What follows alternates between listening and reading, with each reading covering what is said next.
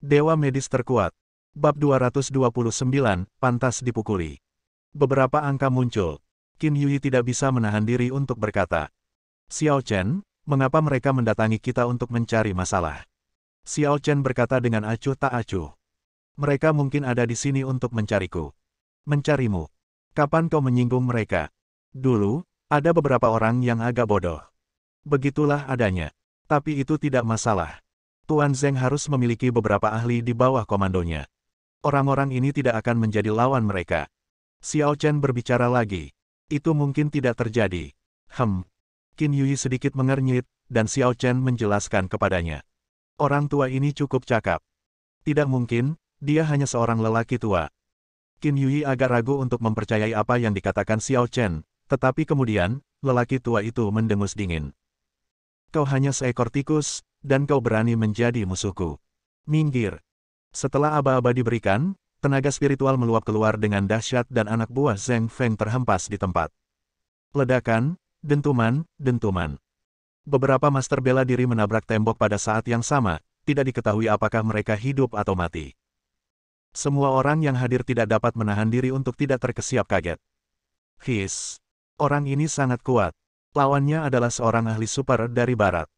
Kudengar dia telah menembus belenggu seni bela diri dan mencapai level legendaris kaisar bela diri. Ini adalah ranah tertinggi dalam seni bela diri. Mengerikan. Dia memang pantas disebut kaisar bela diri. Seorang guru seperti itu datang ke sini untuk membuat masalah. Aku khawatir kita akan mendapat masalah malam ini. Tuan Xiao, lihat ini. Ekspresi Zheng Feng menjadi sedikit jelek, sementara Xiao Chen berkata dengan tenang. Kau tak perlu terlalu khawatir. Orang ini datang untuk menemuiku. Di sana, setelah lelaki tua itu mengusir anak buah Zheng Feng, dia meletakkan tangannya di belakang punggungnya dan melirik semua orang yang hadir dengan ekspresi arogan di wajahnya. Kalian semua sampah. Kalian bukan tandinganku, bahkan kentut pun tidak. Aku sarankan kalian untuk segera keluar dari sini, dan bawa Xiao Chen-mu ke sini. Aku mungkin akan senang untuk mengampuni kalian. Kata-katanya begitu arogan sehingga banyak orang yang hadir menganggapnya tidak dapat diterima. Kalau itu hal yang biasa, tidak apa-apa meski itu pertarungan hidup dan mati di antara kita. Akan tetapi, mereka sama sekali tidak tega dipermalukan oleh seorang pria tua. Dalam waktu singkat, beberapa master bela diri berkumpul di sini. Tentu saja, ada juga beberapa bos lemah yang baru saja mulai berlatih. Tetapi saat ini, tidak peduli apakah mereka kuat atau lemah, tidak ada seorang pun yang mundur. Orang tua itu tersenyum dingin, matanya penuh penghinaan. Tidak peduli berapa banyak sampah yang datang, itu tetaplah sampah. Di hadapanku, kau bukan apa-apa. Aku akan membunuh sebanyak yang kau bisa. Semua orang dipenuhi dengan kemarahan. Bajingan. Kualifikasi apa yang kau miliki untuk bertindak begitu arogan di sini, orang tua? Pulanglah dan minum susu, dasar orang terkutuk. Kami bukan tipe orang yang bisa kalian ganggu. Jangan sok benar, orang tua. Budayamu dijiplak oleh kami semua. Kualifikasi apa yang kamu miliki untuk bersikap begitu sombong di sini? Kentut. Wajah orang tua itu berubah dingin. Kami menciptakan banyak sekali mitos, asal-usul manusia, dan bahkan kejayaan alam semesta. Segala sesuatu di alam semesta berasal dari kami. Bagaimana kami bisa meniru Anda? Apa yang bisa Anda tiru? Ambil contoh keterampilan medis paling terkenal di dunia, itulah hakikat kami. Ada seorang gadis yang tidak bisa menahan diri untuk bertanya dengan ragu. Lalu mengapa tidak memanggilnya dokter? Gao atau dokter? Li. Orang tua itu tiba-tiba terdiam. Namun tak lama kemudian, ekspresinya berubah sangat muram. Dia menatap gadis itu dengan tajam lalu menamparnya dengan tangannya. Pengadilan kematian. Kalau telapak tangan ini mengenai lawan, niscaya dia akan mudah terpotong-potong. Ekspresi semua orang yang hadir langsung berubah. Namun, pada saat ini, terdengar batuk pelan. Pada saat berikutnya, serangan lelaki tua itu langsung berubah menjadi abu dan lenyap tanpa jejak. Siapa? Orang tua itu berseru, dan sosok Xiao Chen perlahan berjalan keluar dari kerumunan. Semakin dia melangkah, suasana udara semakin mencekam. Tampaknya terkondensasi. Orang tua itu menyipitkan matanya dan menatapnya tajam. Setelah beberapa saat, dia berbicara. Dilihat dari kekuatanmu, kamu seharusnya adalah Xiao Chen, kan? Xiao Chen mengabaikannya, tapi berjalan langsung ke gadis itu dan berkata padanya. Apakah kamu baik-baik saja? Gadis itu tidak pernah menyangka bahwa Xiao Chen benar-benar akan berbicara dengannya. Untuk sesaat, dia sangat bersemangat. Mengangguk berulang kali. Ya, ya, aku baik-baik saja. Baguslah, mundurlah. Kau bukan tandingannya. Ya, Tuan Xiao. Dia cepat-cepat mundur, menatap Xiao Chen dengan mata penuh kerinduan. Tampak belakang itu sungguh menawan. Orang tua itu berkata dengan wajah dingin. Dasar bajingan kecil, berani sekali kau mengabaikanku dan datang ke rumahku untuk mencari kematian. Bab 230, berbaris ke kota ajaib. Kamu terlalu berisik. Xiao Chen melirik penyihir agung itu dengan acuh tak acuh. Penyihir agung itu terdiam, menyipitkan matanya, mengepalkan tangannya, matanya merah, dan niat membunuh terungkap. Jika aku tidak membunuhmu, aku tidak akan diberi nama Jin. Begitu dia selesai berbicara, energi spiritual di sekitarnya meledak dengan cepat, dan seluruh hotel keluarga Zheng langsung bergetar. Bahkan temboknya mulai retak. Wajah semua orang berubah drastis, mereka tampak sangat jelek dan ketakutan. Apa yang terjadi? Bagaimana ini bisa terjadi? Apa yang terjadi? Apakah hotel ini akan runtuh? Penyihir agung itu perlahan membuka lengannya, dan tubuhnya perlahan melayang di udara. Rambut putihnya berkibar tertiup angin, seperti salah satu setan tua di TV yang tidak mencuci rambutnya selama bertahun-tahun. Saya telah berkelana di dunia seni bela diri selama bertahun-tahun, mengunjungi Korea dan seluruh negeri, berlatih dengan tekun selama 100 tahun, dan akhirnya saya telah mencapai status Kaisar Bela Diri Bintang 7. Selama bertahun-tahun, tidak banyak orang yang mampu membuat saya mengambil tindakan. Kau, Xiao Chen, kau telah membunuh anakku dan membasmi ratusan ribu elit Gaoli. Hari ini, aku akan memulihkan reputasi Gaoli. Aku akan menghukummu, bocah sombong ini. Xiao Chen, bersiaplah untuk mati. Dalam sekejap, seluruh hotel dipenuhi angin kencang, guntur, dan kilat. Semua peralatan listrik di hotel tidak terkendali dan berkedip terus-menerus. Orang-orang menjadi sangat ketakutan. Kaisar Bela Diri Bintang 7. Ya Tuhan, dia benar-benar Kaisar Bela Diri Bintang 7. Ini terlalu menakutkan. Kekuatan Kaisar Bela Diri sudah cukup untuk memindahkan gunung dan memenuhi lautan, belum lagi Kaisar Bela Diri Bintang 7. Sudah berakhir, hari ini benar-benar berakhir.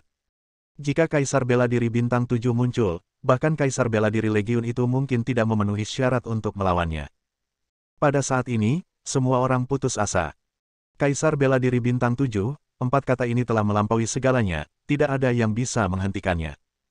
Dengan kata lain, semua orang di sini ditakdirkan untuk mati. Keputusasaan yang mendalam, membebani dada setiap orang. Sekelompok tongkat di belakang penyihir agung itu tak dapat menahan senyum lebar di wajah mereka. Selama penyihir agung itu dapat membunuh Xiao Chen, Goryeo mereka akan dapat mengembalikan prestise nasionalnya. Pada saat itu, tidak akan ada seorang pun di dunia ini yang dapat menandingi mereka, Goryeo. Mereka, Goryeo, akan sekali lagi menjadi negara terkuat di dunia. Tak seorang pun dapat mengalahkannya.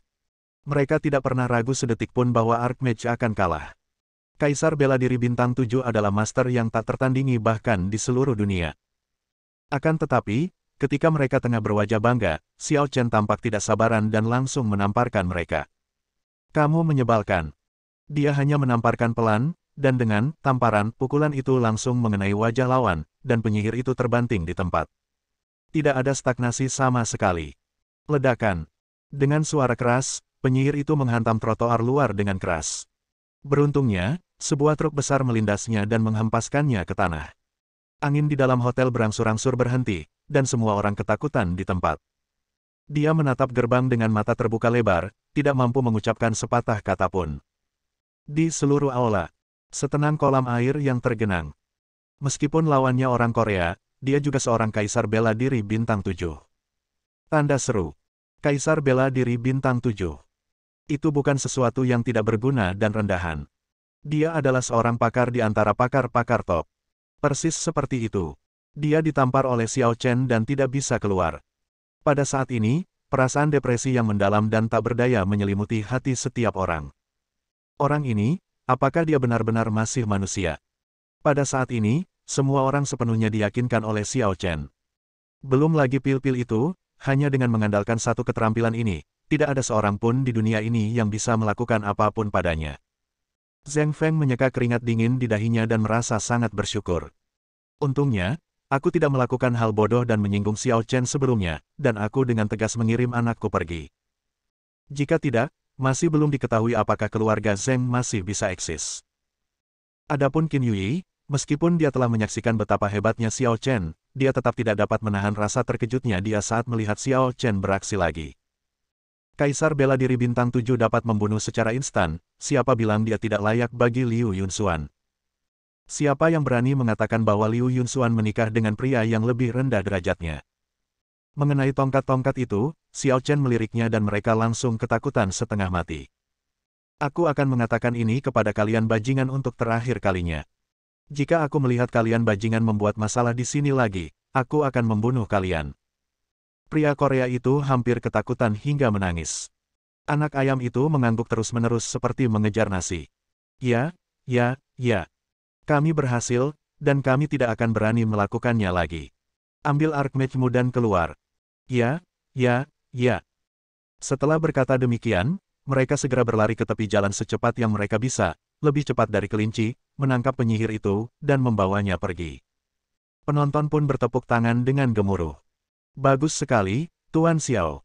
Tuan Xiao benar-benar hebat. Tuan Xiao, Anda telah membawa kejayaan bagi negara kita. Anda adalah penguasa terbaik di negara Yan. Semua orang mulai menyanjungnya. Xiao Chen melambaikan tangannya, memberi isyarat kepada semua orang untuk diam. Seketika, semua orang menyadari bahwa dinding hotel yang retak sebenarnya mulai memperbaiki dirinya sendiri secara perlahan.